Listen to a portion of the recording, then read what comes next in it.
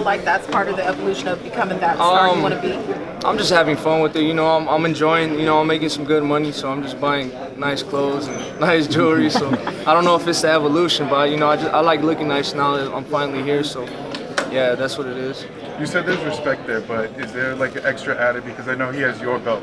You feel like he has your belt in his hands.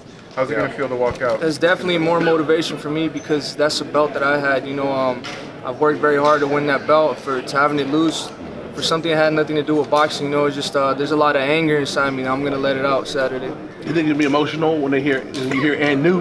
Yeah, it is. Yeah, it's always emotional. You know, like how it was in my first fights, but I gotta take care. You know, I gotta do everything. I gotta work this fight perfect. You know, for me to get that victory. I'm not overlooking Anthony Durrell. I know it's gonna be a hard night ahead of me.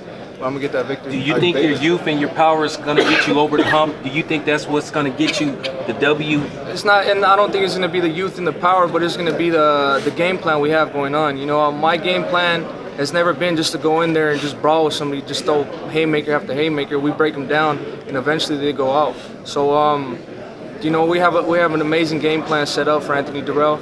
And if the game plan don't work out, you know, we have to adapt to what he does. So we're just gonna be ready for anything. So David, are you physically ready for a dog fight in case you don't get the knockout? Yeah, you know, if I don't knock him out, I'm gonna put a beating on him. You know what I mean? So I'm ready for anything. You seen how when I fought Porky Medina, you know, it was a dog fight. He was throwing some big shots, and from round 1 to round 8, you know, it was a brawl the whole fight. You know, so I'm definitely ready for anything. I've been sparring. My last sparring I did was 16 rounds with 4 different guys. They kept coming in fresh back to back, so you know I'm ready for anything. David, back here. Tell us about the sparring with Shawn Porter. What exactly does he bring that helps you prepare for Anthony Durrell, or what does Shawn Porter bring that helps him prepare for Errol Spence? Well, when I sparred Shawn Porter, it was, you know, he's not as tall or he's not as big, you know what I mean? So, and he has a different style from Anthony Durrell. So what we did with him, we kind of just try to box. We try to box more, use the jab more, stop him with the jab. And, you know, we both walked away with stuff, you know, because if Anthony Durrell decides to put pressure, you know, then that is going to be perfect for that. So, and me, you know, if Errol Spence decides to box with Shawn Porter, which I'm pretty sure he is, you know, maybe a couple rounds, you know, then we both have something to work on from there. You said you had a lot to prove in this fight when you talked to PBC. Tell us what you want to prove to everyone on this fight. What I want to prove is I want to let everybody know that I'm the best, and that's what I'm gunning for. I want to be the best super middleweight in the world, and that's what we're going to accomplish too.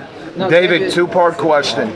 David, one, do you think the cut that Anthony sustained in his last fight, do you think it healed properly? I haven't even thought about that. Now that you bring it up, I mean, we'll touch it a couple times and we'll see what happens from there. But I'm not worried about the cut. You know, I'm not worried about one specific area. We're gonna touch everything. Okay, and the second part, no disrespect to Anthony, but is Caleb Plant somebody you're thinking about maybe down the road? Definitely. That's a fight we have to get made in the future. Caleb Plant, Colin Smith, Billy Joe Sanders, and if we could get a Canelo in there, then that's definitely fights we want to get. You know, like I said, my goal is to be the best super middleweight in the world, and that's what we're going to do. What about Triple G? Thank you, David. Well, Triple G fights at 160, but and he's with Dazin, so I mean it's a little bit out of our reach. But if we could get something done right there, then that's definitely something we could do. Now, David, obviously you just brought up Billy Joe. He'll be fighting at the Staples Center in November. He's also with the Zone. But do you feel like that's a fight that could be made? I mean, because you mentioned Canelo's name. He's with the Zone as well. What do you think will have to happen in order to get those fights made with those fighters across the street? I feel like what we have to do is, you know, I feel like the fans are going to demand it soon. You know, so if I'm the fighter I think I'm going to be, you know, and the fans want to see me, and it's going to get demanded, and then it's going to be easy to be made, like how Joshua was. There's only so many fights that big star fights that could be made. So, you know, my job is, you know, just to work hard and win these fights, and then we'll see what happens from there. Now, obviously, a fighter that's not across the street, Caleb Plant, who was mentioned just briefly ago. Today, PBC released a video getting his prediction for the fight. He did. I'm not sure if you've seen it, but he did predict for you to come out victorious. However, he mentioned how he doesn't feel neither fighter is that good. What are your thoughts? I to feel this like comment? he's just still mad because only 50 people showed up to his fight at the MGM Grand. So, I mean, if he's a superior fighter, why doesn't he have 50 people show up? They couldn't even put him in a co-main event. So he's mad about that. You know, I mean, look at me. My last fight, when I fought, there was 50,000 people there. So, I mean, I don't got to speak on that. You know, the day's going to come, and we'll see who's the best when that day comes. David, you said you were looking really forward to fighting here at Staples Center in front of a lot of Mexican fans. So is that an extra motivation here for you? Yeah, definitely. I feel like I'm fighting in my own backyard. I've been training here for almost 10 years, so I have a lot of fans here. I have a lot of family here.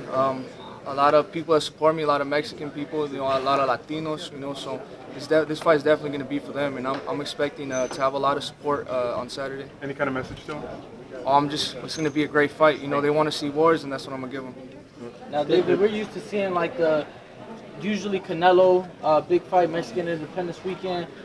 There was a couple fights that weekend, but no big Hispanic fighter, at least in my opinion. Do you feel like you're trying to prove a message, given that it's still Hispanic Heritage Month and whatnot, you're trying to give a good fight to the Mexican crowd? Yeah, definitely. That's always a plan. You know, I want to be that fighter where it becomes like the Oscar De La Hoya, Felix Trinidad. You know, when they fight, it basically becomes a holiday. Everybody gathers around at the house, and it's basically a celebration. So that's basically the fighter I want to be. I want to be that exciting fighter that when the fans go to the fights, they're like, damn, we got our money's worth, and we're gonna go watch them again. So if I get the opportunity to fight May 15th, September 14th, or May 5th, or is it May 5th? May 5th, September May 5th, 5th. right. So if I get that opportunity, you know it's gonna come. You know, all I gotta do is do my job, work hard, and give these fighters, give these fans the fights they want to see, and it'll come with time. Now, at such a young age, I mean, to already been champion once, fighting, you know, to reclaim your title, what do you feel like needs to be done in order for you to get to that superstardom level? I mean, because you're extremely young, you know, so you have plenty of time. What do you feel like it's going to take? Because you have obviously the skills and the excitement there as well. I feel like I need to get spectacular knockouts. You know, like Gervonta Davis. Every time that dude fights, he knocks somebody out. So I feel like he's pretty much up there too. Just knockouts, if not knockouts, great fights. You know, wars what they want to see, what the fans want to see. Like the fights Triple G gives. You know, so that's my style. You know, I've never ran away from a fight. I'm not a boxer. I'm not gonna run the whole fight. You know what I mean? So I feel like I just got to keep doing what I'm doing. David, is 168 still pretty easy for you to make? Yeah, you know, I'm only like 2 pounds away from weight. You know, I'm smiling. You know, I'm not in a bad mood. So, you know, everything is good. I'm going to be here for a while. I want to get all the fights, all those big fights that you guys are talking about, until I get all those fights, and I'm going to go up to 75. David, will you talk a little bit about your dad, Jose Benavidez Sr., who doesn't get a lot of credit? Yeah, you know that. Especially the work ethic that he puts into your training. Yeah, my dad, man, I'm very grateful for him, because honestly, if it wasn't for him, I don't think I'd be here in this moment I'm at right now. I don't even think I wouldn't have been a professional boxer. You know, the way he trained me when I was younger, you know, he kept motivating me, especially when it came to the weight loss. You know, if it wasn't for him, I would have never lost that weight, and I don't know where I would have been at right now. But we work harder than everybody. That guy, man, he didn't know we were gonna be here. He just gave us a game plan and stuck to it. You know, everything I've accomplished is because of him. How are you guys able to separate that father relationship and trainer relationship in the gym? We don't. That's the thing. You don't separate it. It's just that he gives me my space. You know, when it's time to train, it's time to train. When it's time to relax, we go home. You know, we relax, we go about our lives. But we both know what's at stake here. Any updates on Jose Benavidez Jr.? Yeah, he's gonna fight. He's gonna fight soon. He didn't fight Collazo because, you know, he got injured. His leg got injured again. You know, so when you get shot through your knee, you're always gonna have problems with your knee. You know what I mean? So we're just hoping for the best. That thing heals up and back in the ring again. Because, you know, he's my big brother, and I look up to him a lot. So I want to see him doing good. David, what's your prediction on the main event, man? You know, it's two great fighters. I really don't know what's going to happen. You have Shawn Porter, a pressure fighter, and you have Errol Spence, a pressure fighter too. You know, puts pressure all night, but they could both box. So, you know, I feel like it's going to be who's going to take the punch better. You know, so, or it could be a boxing match all night. I don't know, but it might be a knockout. You know, it's not. I don't want to say what's going to happen, but it's going to be a great fight. All right, guys, 2 more questions, guys. Real quick, You mentioned Canelo. He's moving up from his last fight 2 divisions to 175 pounds to challenge Sergey Kovalev. What are your thoughts on that move and the fight itself?